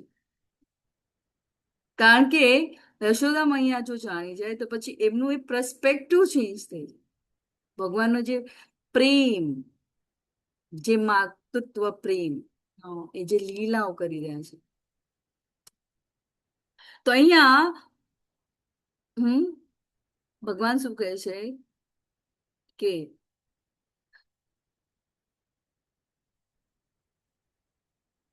બધું ભગવાનની શક્તિ પર આધારિત છે. આ વડે મારા અવ્યક્ત રૂપમાં વ્યાપ છે આ સંપૂર્ણ જગત.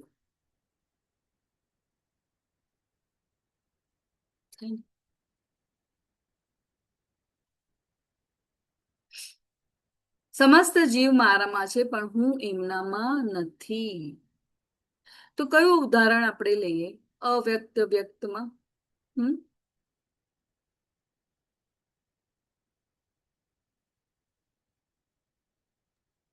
સૂર્ય, આગ.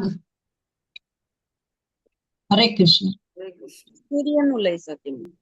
તો તેમ છતાં મારા વડે ઉત્પન્ન બધી વસ્તુઓ મારામાં સ્થિત રહેતી નથી. મારા યોગ ઐશ્વર્યને તો જો જો કે હું સર્વ જીવોનું પાલન કરતા છું અને સર્વત્ર વ્યાપ છું, છતાં હું આ જગતનો અંશ નથી, કારણ કે હું જ તો સર્જનનો મૂળ સ્ત્રોત છું.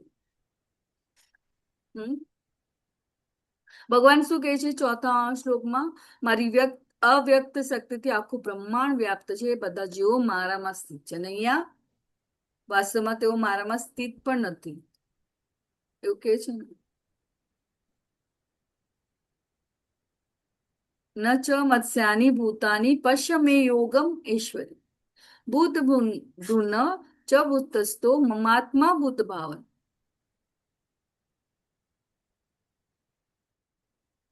હું જ સર્જનનું મૂળ સ્ત્રોત છું.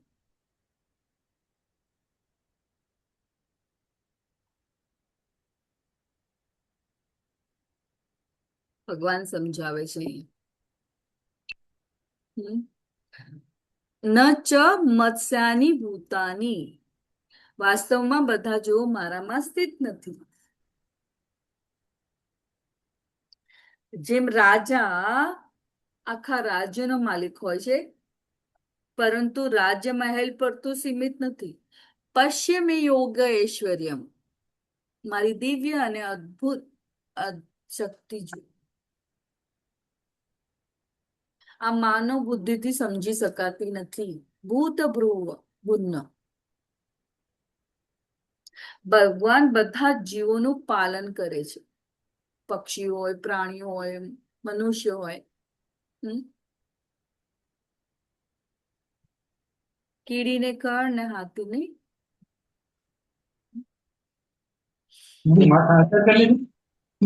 ન ચ ભૂતસ્ય, ભગવાન બધાના હૃદયમાં પરમાત્મા તરીકે છે, છતાં તેઓ ભૌતિક પ્રભાવિત થતા નથી. કોઈનું માઇક ઓન છે? હરે કૃષ્ણ. એડમિન બોસ ધ્યાન આપજો. હરે કૃષ્ણ. એટલે ભેળવીને ત્યાં થયું ને નકર ક્યાં થાય, મોઢામાં ન થાય. તપેલું ભરીને કરું, જેટલી પીવી એટલી હરે પીવાય. કૃષ્ણ માતાજી, તમારો માઇક ઓન છે. ભગવાન બધાના હૃદયમાં પરમાત્મા તરીકે છે, છતાં તેઓ ભૌતિક ગુણોથી પ્રભાવિત થતા નથી. જેમ કમળ પાણીમાં રહે છે, છતાં પાણીથી ભીનું થતું નથી. ભૂત ભાવન, ભગવાન બધા જીવોના સર્જક અને પોષક છે. બધું તેમના પરથી જ ચાલે છે. જેવી રીતના માતાજી કીધું સૂર્ય અને સૂર્યપ્રકાશ. કૃષ્ણ ગોલોક વૃંદાવન ધામમાં છે, પણ તેમની શક્તિ સમગ્ર બ્રહ્માંડમાં કાર્ય કરી રહી છે. જેવી રીતના રાજા સમગ્ર રાજ્યનું સંચાલન કરે છે, બરાબર. પણ જરૂરી નથી ને અહીંયા જવું, એ આપોઆપ થઈ રહ્યું છે. રિપ્રેઝેન્ટેટિવ છે એમનું, બરાબર. તો ભગવાન પોતાની શક્તિઓ દ્વારા સમગ્ર સૃષ્ટિનું સર્જન સૂચિ સંચાલન કરે છે.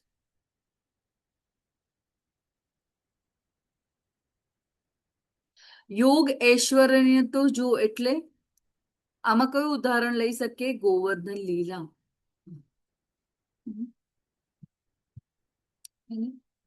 નાની ટચલી આંગળીથી ડાબા હાથની પણ. તો ભગવાનનું આ યોગ ઐશ્વર્યનું ઉદાહરણ છે, શક્તિનું. બ્રહ્મ વિમોહન લીલા,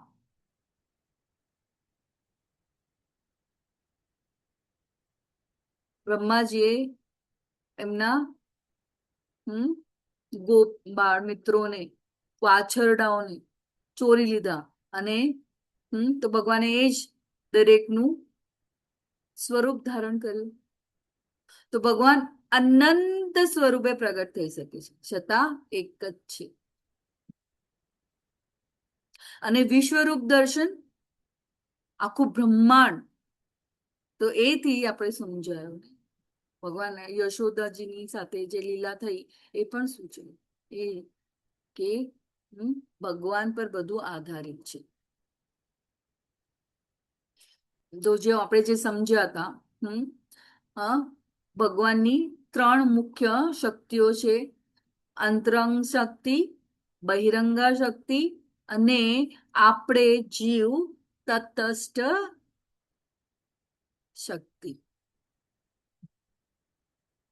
અંતરંગ શક્તિ આધ્યાત્મિક જગતનું સંચાલન, બહિરા શક્તિ જે તો અંતરંગ શક્તિ એટલે તમને સમજાવું તો યોગ માયા, બહિરંગ શક્તિ એટલે કે મહામાયા જે ભૌતિક જગતનું સંચાલન કરે છે, અને તટસ્થ શક્તિ એટલે જીવ, આપણે બધા જીવાત્માઓ. ને આ ત્રણેય ભગવાનની શક્તિઓ છે, પરંતુ ભગવાન તેનાથી પર છે. એટલે ભગવાન સર્વત્ર છે, તેથી આપણે ભગવાનનો બધા જ જીવ અંદર ભગવાન પર સંપૂર્ણ વિશ્વાસ રાખ, ને એમના આજ્ઞાનું જે ભગવાન આપણને અહીંયા જ્ઞાન આપી રહ્યા છે, માર્ગદર્શન આપી રહ્યા છે કે કેવી રીતના જીવન જીવવું, અને જીવનનું મનુષ્ય જીવનનું શું હેતુ છે, અને ભગવાનને ક્યારે પણ સામાન્ય માણસ ન માન, અને એ ભગવાનની અચિંત્ય શક્તિને સ્વીકારવી કેવી રીતના, નમ્રતાથી. જેવી રીતે સર્વત્ર વહેનારો પ્રબળ વાયુ હંમેશા આકાશમાં સ્થિત રહે છે, તેવી રીતે ઉત્પન્ન થયેલા સર્વ પ્રાણીઓને મારામાં રહેલા જાણ. આ સેલ્ફ એક્સપ્લેનેટરી છે, આટલું આપણે ડિટેલમાં આપણે સમજ્યા. હમ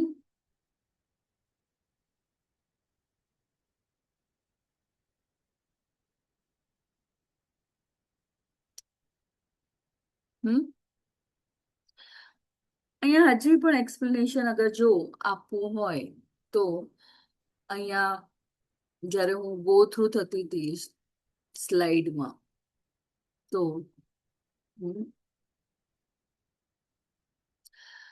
સમય પૂષા પરો ધર્મ યતો ભક્તિ અતોક્ષજે અહેતુ કી પ્રતિહતા યયાત્મા સુપ્રસિદ્ધિ.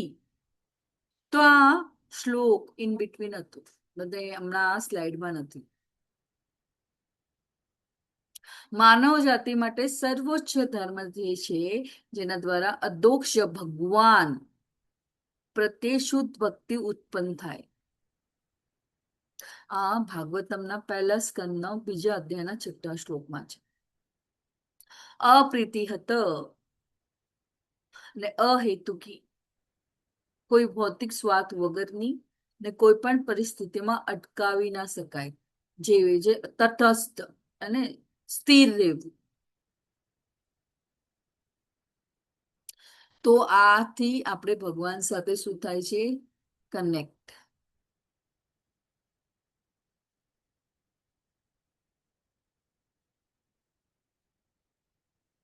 તો અહીંયા ભાગવતમનું એક સેટ કે ને સુત ગોસ્વામી જેને બધા જ ઋષિઓ આવ્યા ને પૂછ્યું કે કલયુગમાં જીવનું સર્વોચ્ચ કલ્યાણ શું છે. આપણે જોયું કે એકદમ અધર્મ વધવા લાગે, આપણે પણ અહીંયા કળિયુગ આવી ગયું, ઘોર કળિયુગ આવી ગયું, ઘોર કરી ગયું, પણ આપણે પણ એમાંના એક ભાગ હતા છીએ. તો બધા ઋષિ મુનિઓને ચિંતા થઈ કે કેવી રીતના કળિયુગમાં જીવનું સર્વોચ્ચ કલ્યાણ કરી શકાય. તો સુત ગોસ્વામીજીએ કે છે સર્વોચ્ચ ધર્મ, અહીંયા ભગવાન પણ જ્ઞાન આપી રહ્યા છે, એ જ કે શ્રી કૃષ્ણની શુદ્ધ ભક્તિ. પરો ધર્મ સર્વોચ્ચ ધર્મ. એમાં આપણે હમણાં જ કીધું કે આ બધા માટે યુનિવર્સલ છે, કોઈ એવું એક સ્પેસિફિક સંપ્રદાય હિન્દુ, મુસ્લિમ, ખ્રિસ્તી વગેરે માટે નથી. આ આત્માનો સનાતન સ્વભાવ છે.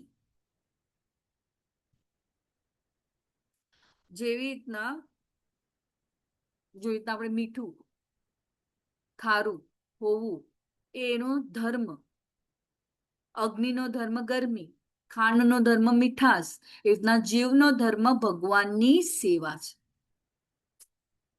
અતોક્ષજ એટલે કે ભગવાનને ભૌતિક ઇન્દ્રિયોથી જાણી શકાતા નથી, ભક્તિથી, ગુરુ દ્વારા અને શાસ્ત્ર દ્વારા જાણી શકાય છે.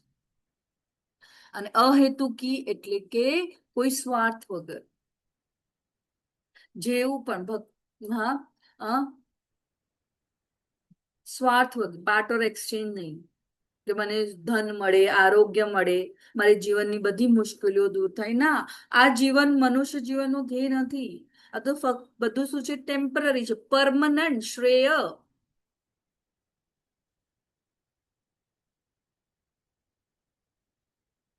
બરાબર?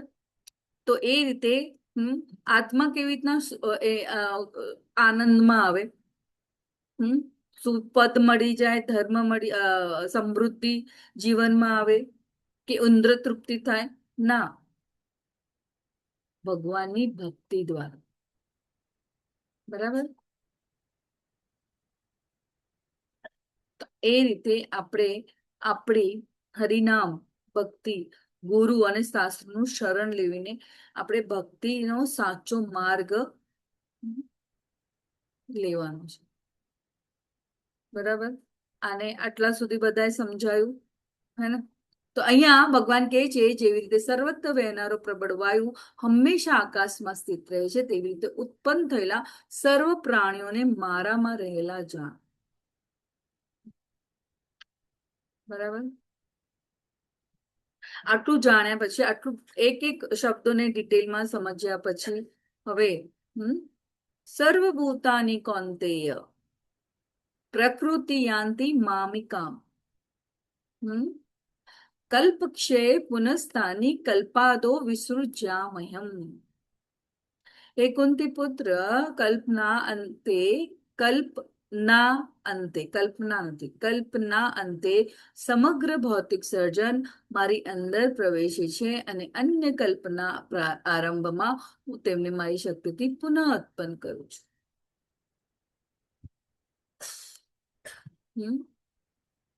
આ બહુ જ ગૃહજ્ઞાન એટલે રહસ્ય છે ને. એટલે દરેક શબ્દો ભગવાનના, એ પણ આપણને એવું લાગે છે કે ભગવાન કેવા શું માંગે છે. 4 થી 6 માં આપણે જોયું કે સમગ્ર બ્રહ્માંડ તેમની શક્તિથી સંચાલિત થાય છે. અને અહીંયા ભગવાન સમજાવે છે કે સૃષ્ટિ કેવી રીતના ઉત્પન્ન થાય છે અને કેવી રીતના લય પામે છે. વિસૃજામહ્યમ.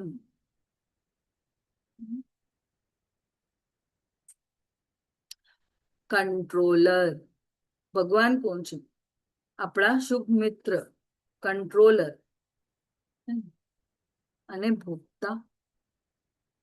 સર્વભૂતાની એટલે બધી જ જીવ આત્મા, મનુષ્ય, દેવતાઓ, પશુ પક્ષીઓ, બધા જ જીવો, નાનામાં નાના બધા જ પ્રકૃતિમ યાન્તિ મામિકા. પ્રલય સમયે બધા જીવો ભગવાનની ભૌતિક પ્રકૃતિમાં અપ્રગટ અવસ્થામાં રહે છે. નહીં, જીવનો નાશ થતો નથી, માત્ર શરીરનો અંત આવે છે. શરીર, જીવાત્મા પોતાના કર્મ સાથે સૂક્ષ્મ અવસ્થામાં રહે છે. પછી કલ્પક્ષયે, કલ્પ એટલે બ્રહ્માજીનો એક દિવસ, આપણે જોયું હતું ને કાલે, 1000 ચતુર્યુગ. તો બ્રહ્માજીનો દિવસ પૂર્ણ થાય ત્યારે નાનું મિની નૈમિત પ્રલય થાય. તો અહીંયા ત્યારે શું થાય? નીચલા લોકોનો વિનાશ થાય અને જીવો સૂક્ષ્મ અવસ્થામાં. કલ્પના અંતે સમગ્ર ભૌતિક સર્જન મારી અંદર પ્રવેશે છે, અને અન્ય કલ્પના આરંભમાં હું તેમને મારી શક્તિથી પુનઃ કલ્પાદો. તો જ્યારે બ્રહ્માજીનો નવો દિવસ શરૂ થાય ત્યારે ભગવાન ફરીથી સૃષ્ટિ પ્રગટ કરે છે. મારી શક્તિથી પુનઃ ઉત્પન્ન કરું છું. અને પછી જીવોને તેમના પૂર્વ કર્મ અનુસાર નવા શરીર મળે છે. તો દરેક જીવને પોતાના કર્મો અનુસાર શરીર મળે છે. ભગવાન વ્યવસ્થા કરે છે. બરાબર? હરે કૃષ્ણ. જેમ સ્કૂલ પરીક્ષાનું આયોજન કરે. હરે કૃષ્ણ. ભાવાર્થમાં માતાજીમાં બ્રહ્માજીનું મૃત્યુ થાય ત્યારે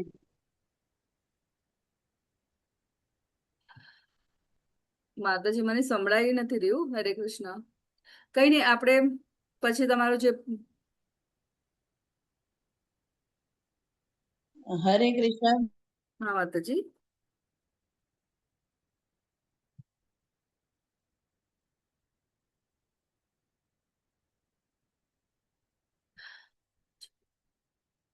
તો ભગવાન શું કરે છે? વ્યવસ્થા. જેમ હા પરીક્ષાનું આયોજન થાય, હમ, ને જે વિદ્યાર્થીએ એમણે મહેનત કર્યો એ પ્રમાણેનું એને રિઝલ્ટ મળે, એટલે કર્મ અનુસાર આપણને જે જીવ પોતાના કર્મ પ્રમાણે એને શું મળે છે? શરીર મળે છે.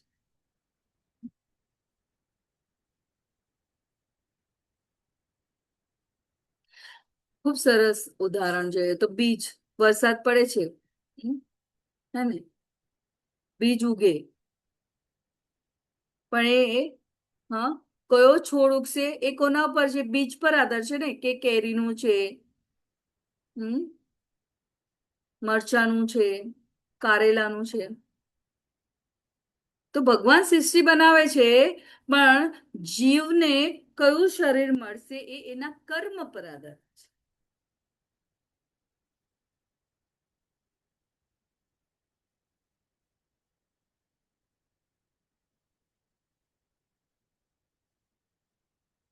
તો ભગવાન સૃષ્ટિના શું છે? સર્વોચ્ચ નિયંતા છે. સૃષ્ટિનું પાલન, સર્જન, પ્રલય તેમની ઈચ્છાથી થાય છે. અને જીવાત્મા ક્યારે પણ નાશ પામતો નથી. શું નાશ પામે છે? શરીર. અને તે કર્મ પ્રમાણે વારંવાર જન્મ લે છે. એટલે જ આપણે કહીએ જીવન મૃત્યુનું ચક્ર. પણ જો બુદ્ધિમાન મહાત્મા જે આ આત્માના જ્ઞાનને જાણે છે, તો એ આસક્ત નથી થતો. એ કેવી રીતના એનાથી બહાર નીકળે છે? ભગવાનના નામનું શરણ, કૃષ્ણ ભક્તિ દ્વારા. તો પ્રયત્ન મુક્તિ મેળવવાનો, આ જન્મ મૃત્યુના ચક્રમાંથી મુક્તિ મેળવવાનો પ્રયત્ન કરે છે. સંપૂર્ણ દસ્ય જગત મારા આધીન છે. એ મારી ઈચ્છાથી વારંવાર સ્વતઃ પ્રગટ થતું રહે છે, અને મારી જ ઈચ્છાથી અંતે વિનિષ્ટ થઈ જાય છે. તો આપણે ગોલોકા ધામને, ગોલોકા ચાટને સમજવાનો જરૂરથી પ્રયત્ન કરશું. હે ધનંજય, આ સર્વ કર્મો મને બાંધી શકતા નથી. હું જાણે કે ઉદાસીન રહેલો હું, તે આ સર્વ ભૌતિક કર્મોથી સદૈવ વિરક્ત રહું છું. શું કહે છે ભગવાન? ન ચ મામ તાની કર્માણી નિબધ્નન્તિ ધનંજય. ઉદાસીન ઉદાસી નવદાસીનમ સક્ત તેષુ કર્મેષુ. ભગવાન કર્મોથી, આ કાર્યોથી ક્યારે પણ બંધાતા નથી. ભગવાન કાર્ય કરે છે, છતાં કર્મ બંધનના કર્મમાં કેમ બંધાતા નથી?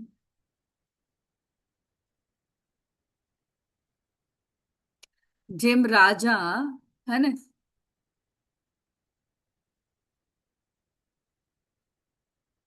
એના પ્રજાને નું સંચાલન કરે, જે પણ થાય ઘર, લાઈક આપણે જોઈએ કે એવું બધું જ એક સરળતાથી નહીં કે બધા જ પ્રજા ભગવાન રાજાના સાથે ચાલતો હોય. કોઈ એવું તત્વ પણ હોય જે વિરોધ પણ કરે.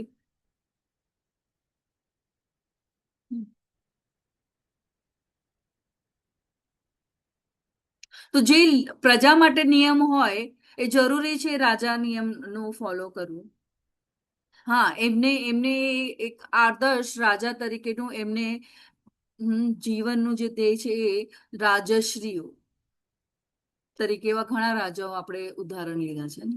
તો આપણે કર્મ કરીએ છીએ તેનું ફળ આપણને ભોગવવું જ પડે છે, હા. પરંતુ ભગવાન સર્વોચ્ચ સ્વતંત્ર છે, તો કર્મફળના નિયમને આધીન નથી. ઉદાસીનનો અર્થ અહીં બેદરકાર નથી. એવું નથી કે ઉદાસીન થઈ જવું કે ઉદાસ થઈ ગયું, આપણે એને નહીં, એને સાથે નહીં. ભગવાન એનાથી જ્યારે ન્યાયાધીશ કોઈ કે ગુનેગારને સજા આપે,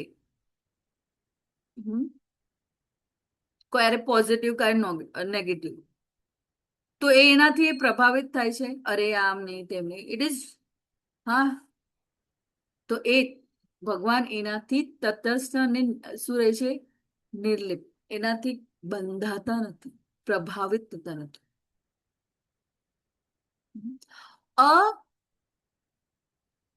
અસંકતમ તેષુ કર્મેષુ, ભગવાન ને કોઈ વ્યક્તિગત સ્વાર્થ નથી. ભગવાન સૃષ્ટિનું સર્જન કરે છે. ભગવાન જીવાત્માઓને શું આપે છે, અહીંયા સર્વ કર્મો મને બાંધી શકતા નથી. અહીંયા હું જાણે કે ઉદાસીન રહેલો છું, તેમ છતાં સર્વ ભૌતિક કર્મોથી સદૈવ વિરક્ત રહું છું. અહીંયા તેષુ કર્મેષુ એટલે કે જીવાત્માઓને તક આપે છે કે ભગવાન પાસે પાછા આવો, તક આપે છે. જીવ હંમેશા પોતાની ઈચ્છા પ્રમાણે કર્મ કરે, એને પછી કર્મ ફળ ભોગવે છે અને જન્મ મૃત્યુના ચક્રોમાં ફસાય છે. બરાબર. ભગવાન પોતાની દિવ્ય શક્તિથી કાર્ય કરે છે, કોઈ કર્મ ફળ લાગતું નથી, એવું હંમેશા સ્વતંત્ર છે. હા, ન્યાયાધીશનું આપણે ઉદાહરણ લીધું. એટલા જ ભગવાન પણ સૃષ્ટિનું સંચાલન કરે છે, પણ એ કર્મ બંધનમાં આવતા નથી. તો આમાં સૌથી બેસ્ટ એક્ઝામ્પલ કયું હતું, આપણે બ્રહ્મ વિમોહન લીલા.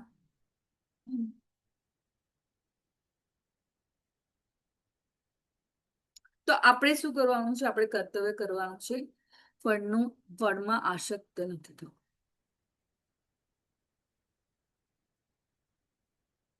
હે કુંતી પુત્ર, મારી શક્તિઓમાંથી એક એવી આ ભૌતિક પ્રકૃતિ સેના હેઠળ, મારી દેખરેખ હેઠળ કાર્ય કરે છે અને સર્વ ચર અને અચર જીવોને ઉત્પન્ન કરે છે. એના શાસન હેઠળ આ જગત વારંવાર સર્જાય છે અને વિનાશ થતું રહે છે.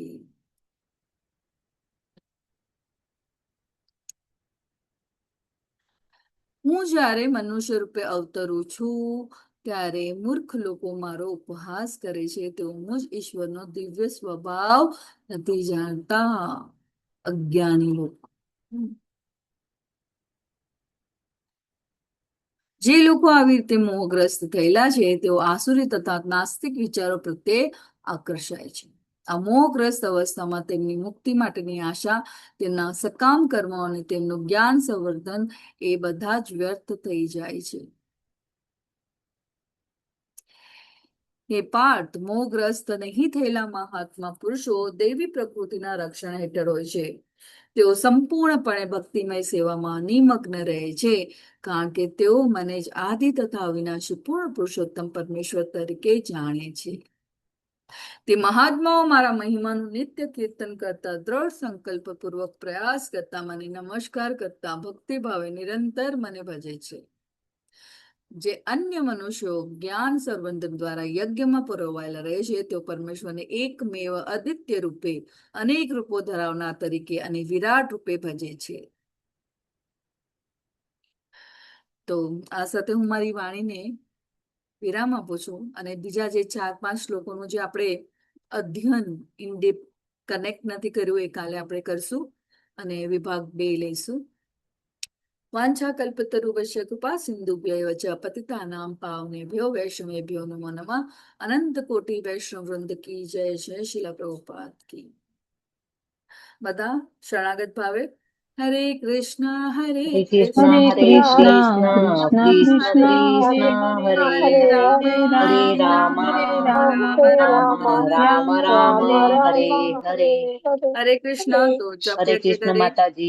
હરે કૃષ્ણ માતાજી બધાની અટેન્ડન્સ કૃષ્ણ માતાજી તો જપ કર્યા પછી આપણે શરૂ અટેન્ડન્સ કરજો ભૂલ્યા વગર ક્વિઝ કરતા રહેજો અનમ્યુટ કરીને વિડીયો ઓન કરીને બધાએ પ્રયત્ન કરવો કે એક જપમાળા આપણે બધા સાથે કરીએ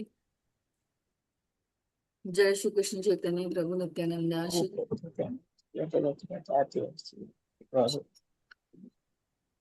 હરે કૃષ્ણ હરે કૃષ્ણ કૃષ્ણ કૃષ્ણ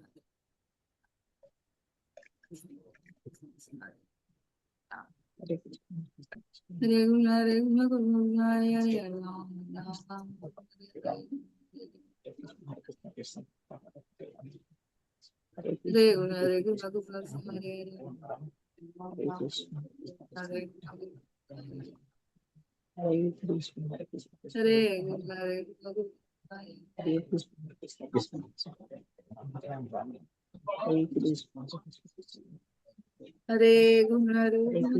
હરે રામ રામ હરે કૃષ્ણ કૃષ્ણ હરે હરે હરે કૃષ્ણ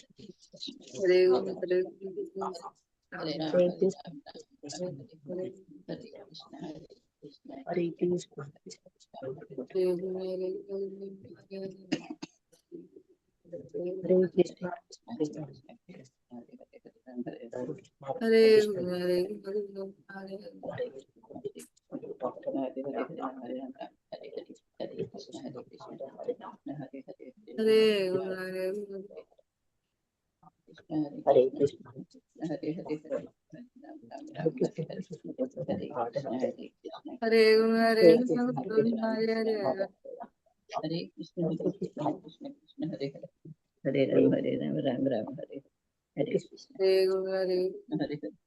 हरे राम राम राम हरे हरे कृष्ण हरे हरे राम राम हरे हरे कृष्ण हरे कृष्ण